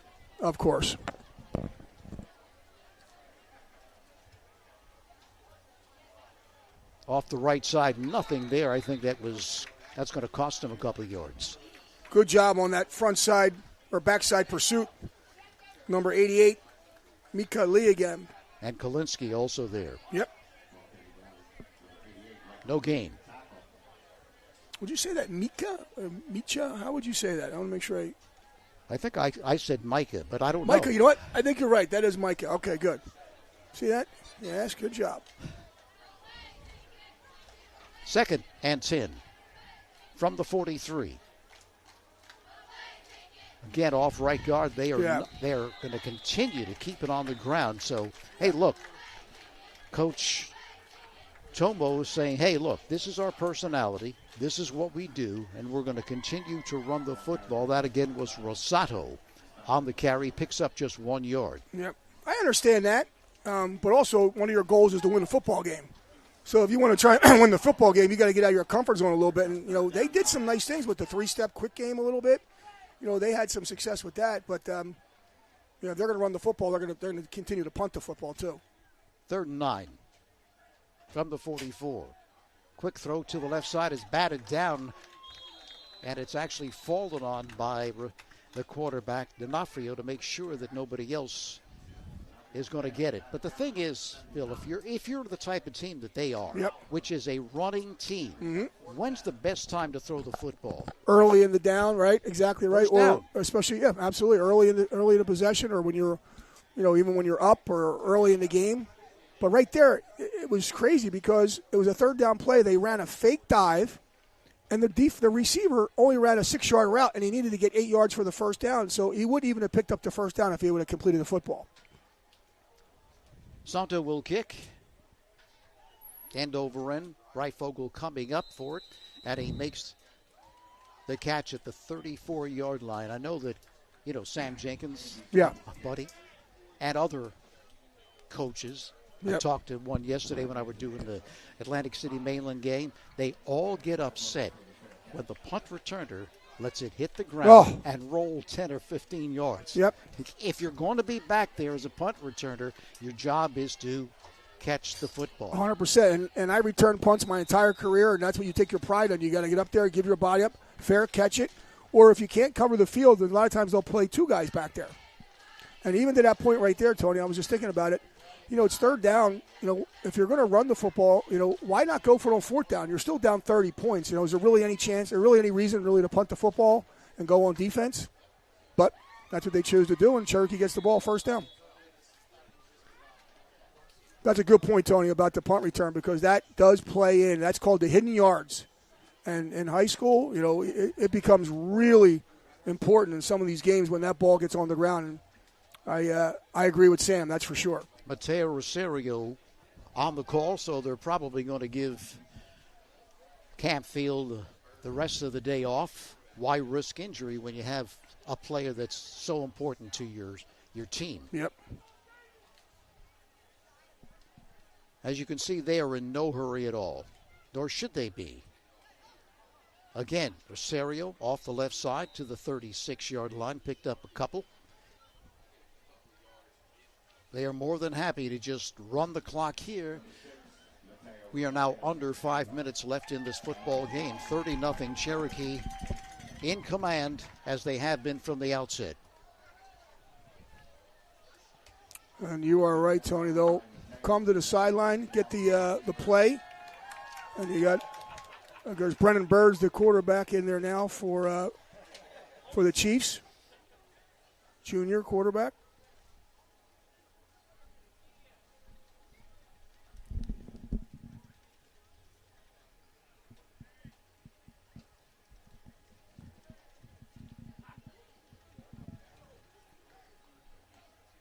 Bird the snap.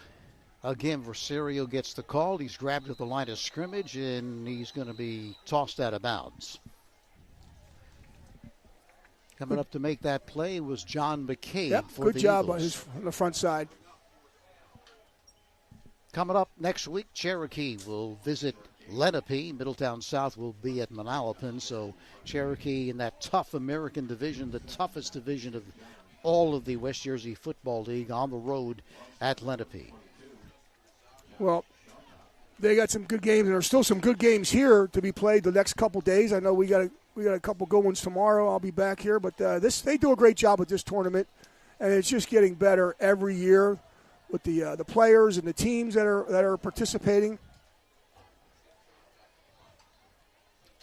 So here's the kick. Inside the 40, still rolling, going to be down right about the 32-yard line. Matthew St. John, who does all the kicking, also punting there for the Chiefs with 3 minutes and 20 seconds left in this football game. Don't think the outcome is in any doubt right here, but see how Middletown South decides to play it here. Well, now if you're the coaches, too, I mean, a lot of these guys work their tails off in camp here in the preseason.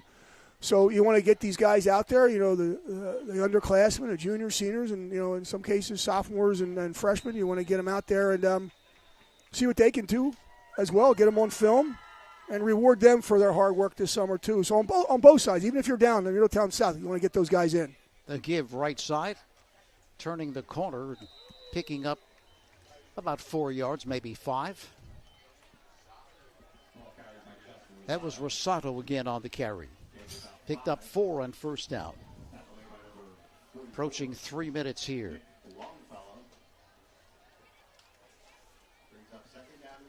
Second, and we'll call it 6. Double slot formation. I think one of the backs may have been moving toward the line of scrimmage. before the ball was snapped. A legal procedure, the call against Middletown South.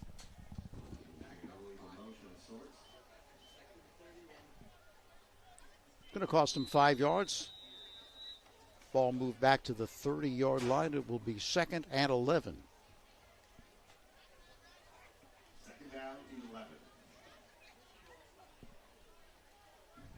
30-0. Cherokee has been dominant in this football game. Fumble now recovered by D'Onofrio as he brought it back in, looking to hand it off to Rosado, but he just couldn't find the handle, and D'Onofrio able to avoid disaster as he's able to recover it when he fumbled it. That'll bring up a third down and 6, we'll call it, a long 6 for the Eagles. Under 2 minutes left.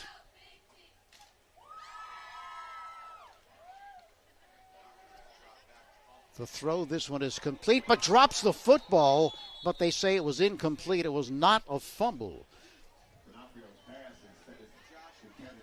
Antonucci, the intended receiver, had it for a moment, but then just dropped it.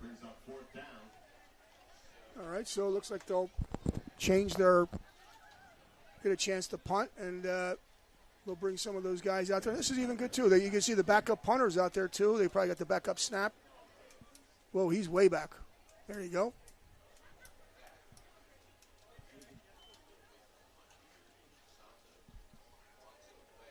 The kick. And the reception made. Yep. Making the reception was Braden Kim for the Chiefs. Nice job of Kim catching the ball on the fly, right? You like to see that? Excellent job. Very nice job. And, you know, I come up here and you're talking about how good a job they do with these tournaments. Yeah, Coach Bruno is here. For those of you listening, you know, he's been the Ocean City head basketball coach for many, many years. He was down there. My dad was refereeing. We were talking, and then we also have Buddy Treen in the booth here, who's a longtime coach at Hamilton and now Egg Harbor Township. So when you come to these events, you come to these type of tournaments, it's great because everybody's pitching in the community, and everybody seems to know someone, and it's they do a great job. And it's fun to come here and do this to start the football season and get a chance to see everyone too. So if you're out in the area, we got games tonight, continuing, and tomorrow. Yeah, you're a celebrity in the press box. Everybody's coming up and talking to you. Are you Bill Osborne? You didn't sign any autographs. No. I don't think anybody wants any of that stuff. But no, it's just good to see these guys. I mean, I played against them, for a long time, and got a lot of memories. But sure. And they start talking about my pop and refereeing back then, and a lot of memories. But you just talk about how the community gets involved in these type of tournaments, and it's a great thing, and they all pay it forward. That's for sure. First day was yesterday at Ocean City. Yep. And today and again tomorrow will be right here at Egg Harbor Township. Great facility. Yeah, this is really nice. This is my first time here, actually. It's really nice.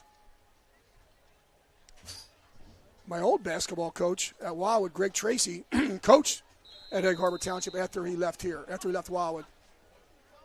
So he had some fond memories of coaching here as well. Brennan Bird just takes a knee, and they're just going to wait, and if he takes another knee, I think that should about wrap it up for the Chiefs. 30 seconds left, and that will do it. Both teams going to their respective sidelines, and now they will shake hands as this one is over, and Cherokee has won it in impressive fashion by the count of 30-0. Rick Brown at Acre Mortgage is your hometown mortgage lender. Rick has been servicing the South Jersey area for the last 25 years, and when he's not helping you buy a home or refinancing your current mortgage, he's probably on the field coaching one of your kids. A 1989 Cherokee graduate, Rick has been coaching in the Malton Recreation Council for the last 12 years. He's coached 7 different sports. Spent 2 years on the Marlton Rec Council, Executive Board, and 8 years as Youth Football Commissioner. Currently, Rick is the president of the Cherokee Fifth Quarter Club. Rick has been there for your kids, that is, and is there to help you with your financing needs as well. Whether it's your first or third time buying a home or just refinancing, you'll find a loan program to suit your needs at Acre Mortgage, 70 East Main Street in Marlton. Phone Rick at 856-810-1000 at Acre Mortgage. So this one's in the books. Cherokee, a dominant performance, winning it 30-0. And we just want to remind you, coming up after this one, Winslow Township, one of the most talented teams in all of New Jersey, takes on Montclair. And then locally, the big one of the day, 7:30 right here at Egg Harbor Township, Holy Spirit takes on Millville, two of the top teams in all of New Jersey. Tomorrow, Highland will be at Southern. That's going to be not at Southern, but they'll play Southern right here at Egg Harbor Township. That starts at 9:30. And then at noon, Rancocas Valley, Pascack Valley will be broadcast right here, same location by Steve Anderson and this guy next to me. Yep. Oakcrest takes on Hamilton at 2:30. Cedar Creek at Camden each side at 5. And then the nightcap will be Egg Harbor Township versus West Windsor Plainsboro United. That is a mouthful for a high school. So your final thoughts on this opening game? Well, there's a lot of positive you can look at from both teams. Obviously, if you are Middletown South, you don't like the fact that you came up on the wrong end of the scoreboard by such a big amount. But the fact is, Cherokee's a great team, and they're going to do that to a lot of programs. But if it's your first game out there with a new coach, you saw some nice things out there. You got some stuff on film. Obviously, as you talked about, they got a really good running game, and they're pretty good defensively. They just got behind a little bit, had some turnovers. But I think Middletown South's going to be heard from. I really do. So, and Cherokee just does what they just do. They just reload, and they have a script. They have their program is solid on offense, defense. They know what they want to do. They get to that, and like you talked about, Tony, sometimes there's some wrinkles they put in, and sometimes they have to make some adjustments. But if they need the adjustments, they'll do it. Other than that, they just keep rolling. Yeah, no question. They have a new coach, of course, Mr. Tomo, and he is going to change up some things. And there's always some first game jitters or first game things that don't go exactly the way you want it to because it is new. But I know that after being an assistant with this team for 15 years, he's going to do a good job, and he's going to bring them back to where they've been for so many years. They actually had a 43-game win streak in the early 2000s. They won 4 straight championships and 10 overall. So this is a historically quality team. No doubt about it. And they have some great players up front too. Their quarterback situation is kind of, Tony, things, you may have a great run, you may have a good passer, but whatever you have, kind of got to build your offense and defense around that, and they'll do that. And in Cherokee, obviously, did that here with their, with Birdie coming in there. There's a lot of things they can do offensively with his talents, and of course, they have a great running game, great guys outside, and of course, they're up front 4 or 5, or some of the best 4 or 5 in South Jersey. So they're going to be heard from again.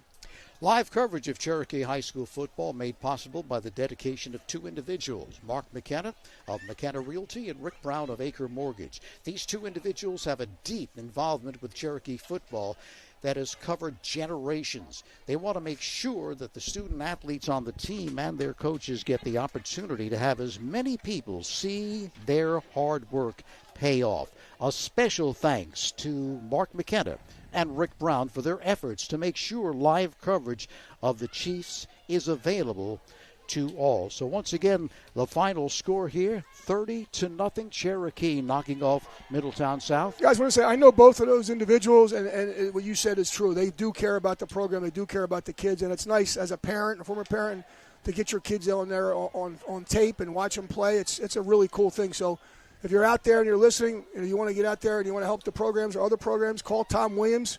I'm sure we have a lot of spots out there, a lot of room for you. So if you want to get out there and get involved and not only do a good thing for the community but also push your business a little bit, call Tom Williams and you can be a part of something really special. No question about it. Special thanks to our producer, Sean Kelly, our Videographer Dave Roberts, Tom Williams of Prime Events, and Dean Mikowski of SJSportsTalk.com, where more likely than not, you just watch this game and can watch the Rancocas Valley game tomorrow as well. Once again, the final score here from Acre Harbor Township, Cherokee all over Middletown South by the final of 30-0.